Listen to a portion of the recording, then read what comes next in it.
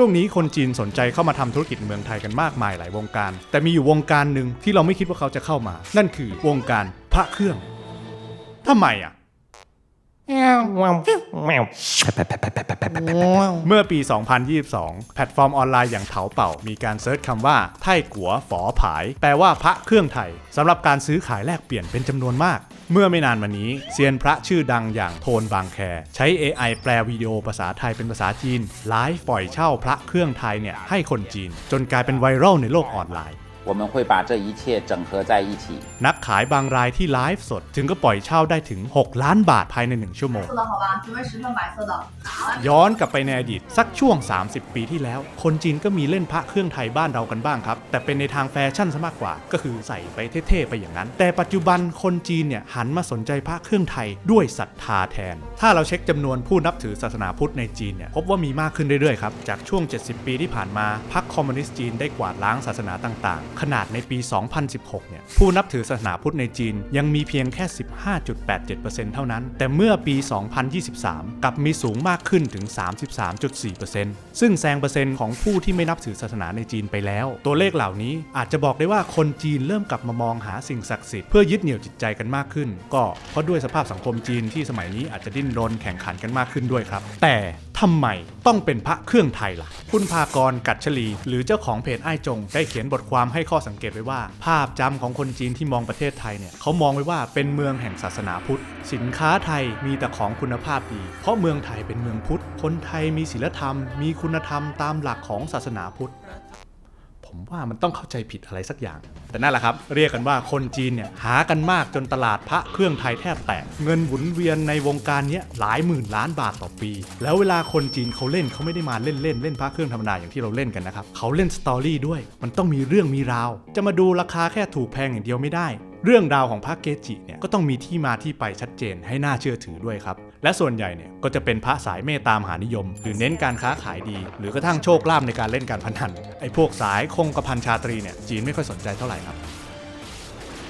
แต่ถึงกันนั้นแล้วขึ้นชื่อว่าจีนเนี่ยจะไม่มีเรื่องเงินทองให้เล่ามันก็ดูจะแปลกไปหน่อยใช่ไหมครับรู้ไหมครับว่ามันเกิดอะไรขึ้นเมื่อคนจีนเอาพระเครื่องไปปล่อยเช่าต่อให้คนจีนด้วยกันเองโอ้ยปั่นราคากันมันเลยครับเก้อมตะเซียนพระชื่อดังบอกกับไทยรัฐไว้ว่าคนจีนเช่าพระเครื่องไปขายต่อในประเทศจีนเนี่ยมีการบวกราคาสูงถึง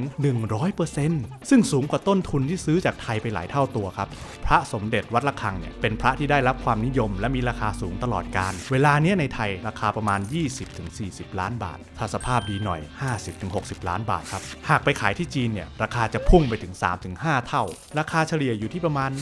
100-300 ล้านบาทซึ่งสำหรับกระเป๋าตังค์คนจีนรวยๆเนี่ยราคานี้ก็อาจจะไม่ใช่ปัญหาเท่าไหร่นักจะเห็นได้ว่าแต่เดิมตลาดพระเครื่องไทยในประเทศยังมีมูลค่าสูงหลายหมื่นล้านบาทต่อปีแต่ตอนนี้มันกระจายไปยังประเทศจีนที่ประชากรหลายร้อยล้านคนเงินก็จะหมุนเวียนในตลาดพระเครื่องไทยมากขึ้นแต่เซียนพระบางคนก็มองว่าพระเก่าไทยที่ราคาสูงและหายากอาจจะไม่ได้อยู่ในมือของคนไทยอีกต่อไปเพราะราคาบวกสูงไปหลายเท่าแล้วเมื่ออยู่ในมือคนจีนครับถึงประเด็นที่ทุกคนรอคอยเงินมันสะพัดขนาดนี้จะไม่มีโจรต้มตุ๋นได้ยังไงโดยเหล่ามิจจี้ก็ใช้วิธีคลาสสิกนั่นคือการหลอกขายพระปลอมให้กับคนจีนซึ่งจริงๆก่อนหน้าที่จีนจะเข้ามานะครับเรื่องพระแท้พระเทียมเนี่ยก็เป็นปัญหาประจำวงการพระเครื่องอยู่แล้วแต่นานนมแต่เพียงแต่ว่าคราวนี้นอกจากไทยจะต้มจีนแล้วเนี่ยจีนก็ต้มจีนด้วยกันเองด้วยเก้อมตะเซียนพระคนเดิมกล่าวว่าคนจีนที่ไม่ค่อยดีเนี่ยเข้ามาในไทยเช่าพระสมเด็จปลอมแล้วไปหลอกขายคนจีนในราคาสูงโดยที่คนจีนเขาก็ดูไม่ออกครับเขารู้เพียงแต่ว่านี่คือพระสมเด็จจากไทยจะมาผงแบบไหนมูลสารยังไงเนี่ยคนจีนไม่เชี่ยวชาญแต่พอเริ่มจับได้คราวนี้หากคนจีนเขาต้องการที่จะซื้อพระจากเซียนพระในไทยเนี่ยเขามักจะต้องการใบรับรองพระเครื่องชนิดนั้นด้วยเพื่อเป็นหลักฐานว่าพระเครื่ององค์นี้แท้แต่ด้วยบรรยากาศแบบนี้ทำให้ระยะหลังเนี่ยคนจีนไม่ค่อยอยากซื้อพระจากคนไทยครับเขาจะซื้อผ่านนักเล่นพระคนจีนด้วยกันเท่านั้นหรือไม่ก็เช่าจากวัดโดยตรงไม่ผ่านคนกลางอย่างน้อยคนพูดภาษาเดียวกันก็ยังพอน่าเชื่อใจมากกว่าใช่ไหมล่ะครับสัดส่วนพ่อค้าของคนไทยเนี่ยก็เลยโดนแบ่งไปให้คนจีนเพิ่มขึ้น ปัจจุบันศูนย์พระเครื่องที่ห้างพันทิพย์งามวงวานมีพ่อค้าพระคนจีนเนี่ยพูดภาษาจีนรับเช่าปล่อยเช่าประมาณ 20-30% จากทั้งหมดก็ตกอยู่ประมาณ500กว่าแผงครับ比如说呢，我们用放大镜去看呢，这里也有一点点的嘛。กลับมาที่พระปลอมกันอีกนิดนึงครับลำพังหลอกกันหน้าร้านเนี่ยมันอาจจะไม่พอมีเคสหนึ่งที่อยากเล่าครับเรียกได้ว่าทำกันเป็นกระบวนการตั้งแต่ต้นน้ำจนไปถึงปลายน้ำจนเป็นข่าวดังเมื่อปี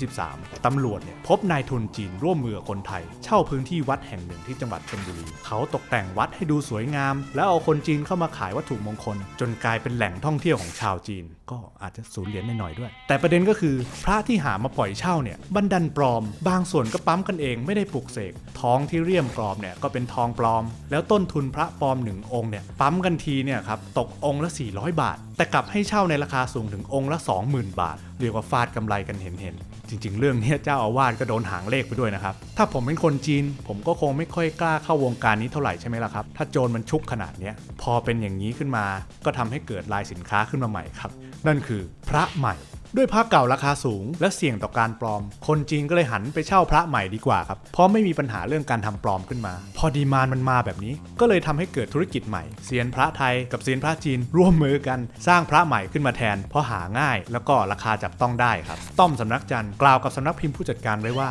ปัจจุบันคนจีนหันมานิยมพระใหม่จนถึงขั้นสร้างพระใหม่ของตัวเองโดยไปติดต่อวัดไทยนี่แหละครับเพราะคนจีนเหล่านี้รู้ต้นทุนการผลิตทุกอย่างขายยังไงก็ได้กำไรแน่นอนอีกทั้งกำไรที่ได้เนี่ยก็เกิดมาจากการปั่นกระแสถ้าปั่นกระแสติดปั๊บปั่นราคาติดปุ๊บเนี่ยเข้าตลาดมันก็แพงขึ้นทันทีอีกทั้งเซียนพระจีนรู้ลู่ทางที่จะผลักดันให้พระเนี่ยกลายเป็นเกจิของวัดนั้นให้เงินเดือนหลวงพ่อเดือนละล้านเพื่อให้ออกวัตถุมงคลให้โดยวัดก็ต้องทำตามออเดอร์ซึ่งจะเน้นสีสันสวยงามตามเทสคนจีนเช่นพวกพระเครื่องรุ่นขุนแผนเป็นต้นก็เรียกได้ว่าน่าจะรวยโดยไม่ต้องสวมพระเครื่องไหนเลยนะครับเนี่ยเมื่อเจอตลาดใหม่หรือมีผู้เล่นใหม่เข้ามาการทำธุรกิจก็ต้องปรับตัวเปลี่ยนเทคนิคการขายไปเรื่อยๆวงการพระเครื่องก็ไม่พ้นวิธีคิดนี้ครับเป็นธรรมดาโลกอย่างที่คำพระเขาว่าเนี่ยแหละครับลองมองอีกมุมตลาดพระเครื่องไทยไปถึงประเทศจีนมันก็สร้างเม็ดเงินเข้าประเทศครับจนบางทีอาจจะมองได้ว่ามันเป็นสินค้าส่งออกใหม่ของไทยที่จะมีส่วนกระตุ้นเศรษฐกิจของประเทศได้ถึงแม้ว่านี่จะเป็นตัวอย่างที่ดีของคำว่าพุทธพาณิชย์ซึ่งจะถูกใจหรือไม่ก็ว่ากันไปครับและคำถามสำคัญกว่านั้นก็คือว่าสิ่งเหล่านี้จะส่งผลกระทบต่อตลาดพระในไทยหรือไม่เพราะในเมื่อใครๆก็สามารถสร้างพระเครื่องใหม่เองได้จนดีมานด์ลดลงแล้วก็หาง่ายแล้วราคาจะยิ่งตกลงหรือเปล่าไม่นับความศักดิ์สิทธิ์ที่วัดกันยากอีกสุดท้ายแล้วพระเครื่องไทยจะกลายเป็นสินค้าแมสล้นตลาดหรือจะมีเทคนิคการขายให้เรามานั่งศึกษากันใหม่อีกก็ต้องติดตามกันต่อครับแต่สำหรับวันนี้สาระเร็วก็ต้องลาไปก่อนสวัสดีครับ